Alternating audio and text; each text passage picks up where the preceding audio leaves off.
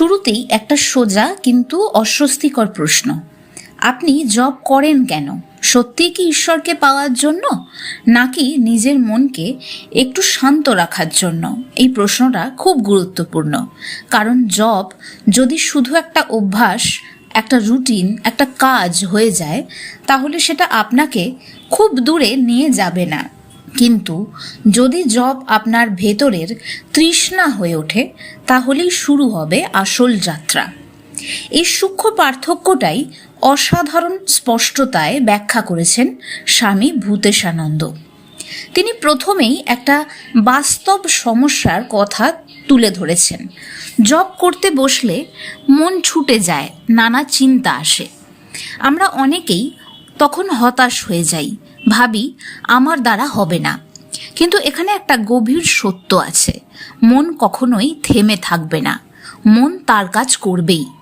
সমস্যা মন নয়, সমস্যা হলো আমরা মনকে নিয়ন্ত্রণ করতে চাই, কিন্তু তাকে প্রশিক্ষণ দিতে চাই না। তিনি বলছেন চেষ্টা অভ্যাস করতে হবে। এই একটা বাক্যর মধ্যে পুরো সাধনার সারাংশ রয়েছে, কারণ আধ্যাত্মিক জীবন কোনো একদিনের অনুভূতি নয়, এটা প্রতিদিনের অভ্যেস। আপনি আজ 10 মিনিট মন দিয়ে জপ করতে পারলেন, কাল হয়তো 5 মিনিটও পারবেন না, তাতে কিছু আসে যায় না। গুরুত্বপূর্ণ হলো আপনি থামছেন না। এখানে সময়ের মূল্য নিয়ে যে কথা বলা হয়েছে সেটা আমাদের চেতনাকে নাড়িয়ে দেয়। একটা দিন চলে যাচ্ছে, আর আমি কি করছি? আমরা কত সহজে দিন নষ্ট করে ফেলছি। মোবাইল, সোশ্যাল মিডিয়া, অপ্রয়োজনীয় চিন্তা। কিন্তু একটা দিন চলে গেলে সেটা আর ফিরে আসে না। এই উপলব্ধিটাই যদি সত্যি হয়, তাহলে জব আর কাজ থাকবে না, এটা হয়ে উঠবে অগ্রাধিকার। এখন একটা খুব সূক্ষ্ম প্রশ্ন, সংখ্যা রেখে জব করব নাকি সংখ্যা ছাড়া? উত্তরে স্বামী ভূতেশানন্দজি বলছেন মানস জপ শ্রেষ্ঠ। অর্থাৎ যখন আপনার মন স্বাভাবিকভাবেই জপে ডুবে থাকে, তখন কোনো গণনার দরকার নেই। কিন্তু যদি মন ছুটে যায়, তখন সংখ্যা রাখা একটা সহায়িকা হতে পারে। এখানে একটা গভীর মনস্তত্ত্ব কাজ করছে। সংখ্যা রাখা মানে একটা কাঠামো দেওয়া, একটা শৃঙ্খলা তৈরি করা। কিন্তু চূড়ান্ত লক্ষ্য হলো এই কাঠামোকে অতিক্রম করা। যেমন ভগবদ্গীতাতে বলা হয়েছে, অভ্যাস ও বৈরাগ্যের মাধ্যমে মনকে স্থির করতে হবে। শুরুতে অভ্যাস দরকার, পরে সেটা স্বাভাবিক হয়ে যায়। এখন প্রশ্ন আসে, কাজ করতে করতে জব কি করা যায়? উত্তর হলো যায়, কিন্তু কাজের ক্ষতি হলে নয়। এই কথাটা খুব গুরুত্বপূর্ণ।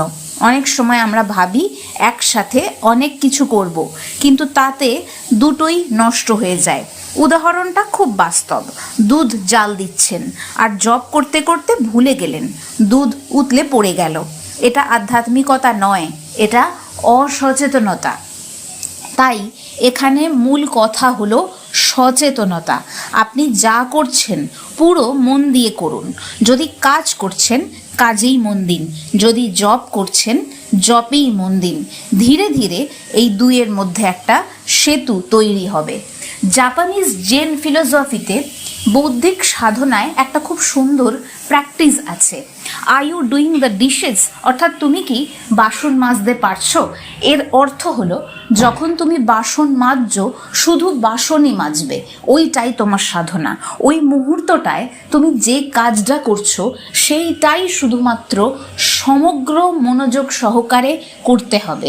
এই যে প্র্যাকটিসটা, এটাই মনের সচেতনতাকে আস্তে আস্তে বৃদ্ধি করে। ঠিক একইভাবে যখন যে কাজটা আমরা করছি সেটাই যেন আমাদের পুজো হয়ে যায়, সেটাই যেন আমাদের সাধনা হয়ে যায়। একইভাবে যখন আপনি জব করছেন, সেখানেও আপনি সম্পূর্ণ মনোযোগ তখন দিতে পারবেন। এটা সবটাই একটা প্রশিক্ষণের ব্যাপার। আমি ধীরে ধীরে সময়ের সাথে সাথে মনকে কিভাবে প্রশিক্ষণ দিচ্ছি, তার উপরেই মন তার পরবর্তী কাজকর্মের অভ্যাসগুলো তৈরি করে নিচ্ছে। এবং এই অভ্যাসটা চালিয়ে যেতেই হবে, এই প্রচেষ্টাটা চালিয়ে যেতেই হবে। প্রথম দিকে কাজ করতে করতে জব করলে সেটা যান্ত্রিক মনে হয়ে যায়, কিন্তু এটাও একটা ধাপ। আপনি যদি নিয়মিত থাকেন, ধীরে ধীরে তার মধ্যে আন্তরিকতা আসবে।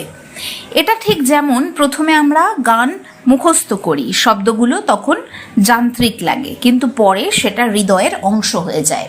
এখন আমাদের লক্ষ্য হওয়া দরকার, আমরা কোনো কিছু করতে শুরু করেছি মানে শুধু সেখানেই সীমাবদ্ধ থেকে যাব এটা নয়। এটা মনে রাখতে হবে, সবটাই কিন্তু একটা প্রাথমিক স্টেপ, তার পরবর্তীও অনেকগুলো স্টেপ রয়েছে। তো সেই দিকে আমাদেরকে যেতে হবে, অর্থাৎ ক্রমাগত উন্নতি করতে করতে যাওয়া। এখানে একটা গভীর প্রশ্ন আসে, যদি মন এমনিতেই ভগবানের দিকে থাকে তাহলে কি জপ দরকার? উত্তর না, কারণ জপের উদ্দেশ্যই হলো মনকে ভগবানে স্থির করা। যদি সেটা স্বাভাবিকভাবেই ঘটে তাহলে জপের প্রয়োজন হয় না, কিন্তু বাস্তবিক ক্ষেত্রে এই পরিস্থিতিতে কেবলমাত্র সাধকরাই পৌঁছতে পারেন।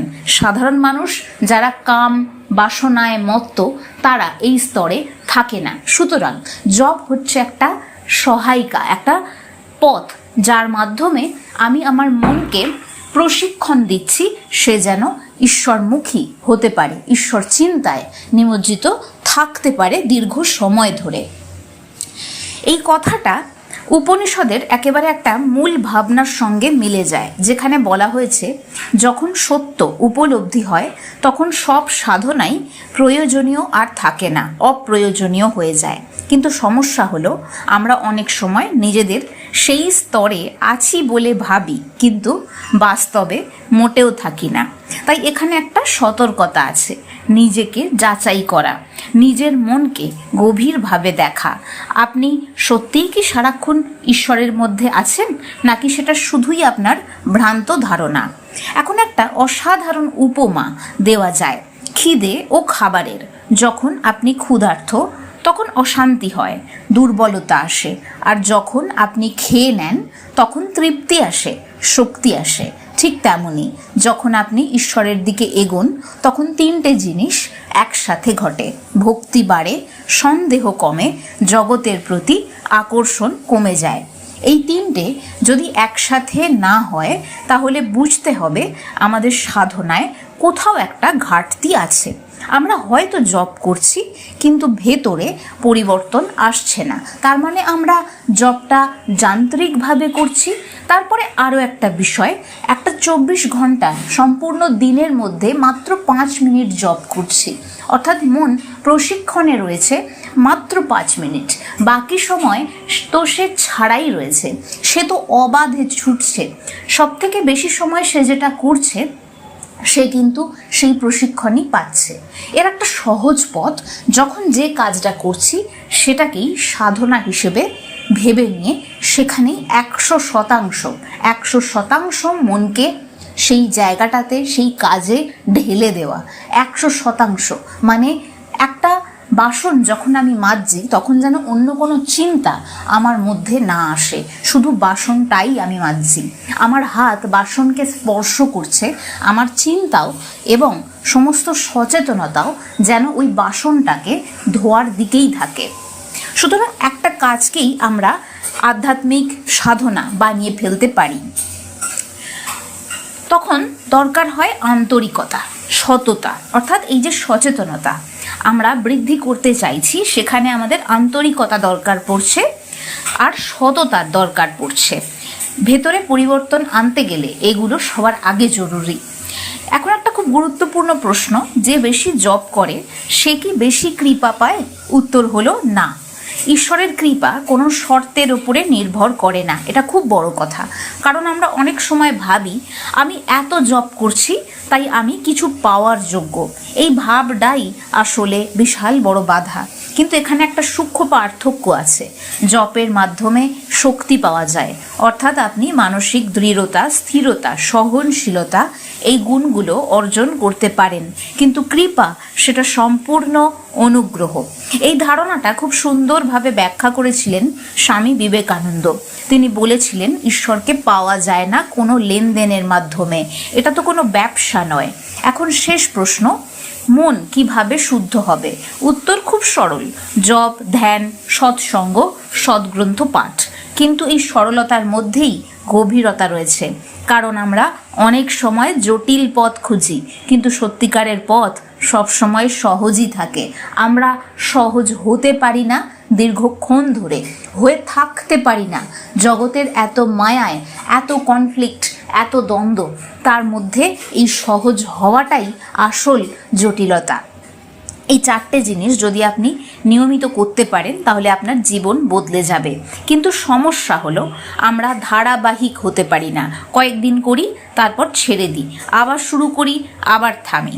অর্থাৎ এখানে একটা বড় বিষয় লুকিয়ে রয়েছে, সেটা হচ্ছে নিয়মানুবর্তিতা। আপনি কম করুন, প্রত্যেক দিন করুন, 5 মিনিট হলেও করুন, কিন্তু থামবেন না। প্রথমে ধারাবাহিকতাকে নিয়ে আসতে হবে, তারপর জপের সময়, সাধনার সময় বাড়াতে হবে এবং নিজের চিন্তাকে সচেতন করতে হবে। মনে রাখতে হবে আপনি সেই সচেতনতা, চৈতন্যটাই আপনি। শেষে একটা কথা, জপ কোনো শব্দের পুনরাবৃত্তি নয়, এটা একটা সম্পর্ক। আপনি যখন জপ করছেন তখন আপনি ঈশ্বরের সঙ্গে কথা বলছেন। এই অনুভূতিটা যদি সত্যি হয় তাহলে জপ কখনোই যান্ত্রিক থাকবে না। আজ যদি আপনি এই আলোচনা থেকে শুধু একটা জিনিস নেন, তা হলো অভ্যাস আর আন্তরিকতা, তাহলেই যথেষ্ট। কারণ এই দুটোই আপনাকে ধীরে ধীরে সেই জায়গায় নিয়ে যাবে যেখানে জপ আর করতে লাগবে না, জপ নিজে থেকেই হবে। কিছুদিন আগে একটি ভিডিওতে জপ কি, জপের প্রকারভেদ কি আমি আলোচনা করেছি। সেখানে আমি বলেছিলাম অজপা জপের কথা।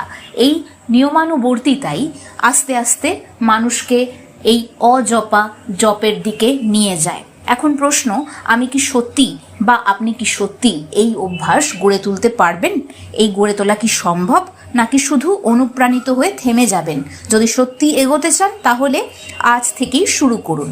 একটা নির্দিষ্ট সময় প্রথমে ঠিক করুন, ছোট থেকেই শুরু করুন, শুধু নিয়মিত থাকুন। আর হাতে এই মুহূর্তে যে কাজটা রয়েছে সেটাই সচেতনভাবে করুন। যদি একটা বাসনও মাজেন, 100% মনোযোগ দিয়ে সেই বাসনটা মাজুন। আর যদি এই ধরনের গভীর আধ্যাত্মিক আলোচনা, বাস্তব জীবনে প্রয়োগযোগ্য জ্ঞান এবং সাধনার পথকে সহজভাবে বোঝার চেষ্টা আপনার ভালো লাগে, তাহলে অবশ্যই এই চ্যানেলটা সাবস্ক্রাইব করে দিন, ভিডিওটি লাইক করুন, কমেন্টে লিখে জানান আপনি প্রতিদিন কত মিনিট জপ করতে শুরু করেছেন। আপনার এই ছোট্ট প্রতিশ্রুতি হতে পারে আপনার জীবনের সবচেয়ে বড় পরিবর্তনের সূচনা। ভালো থাকবেন।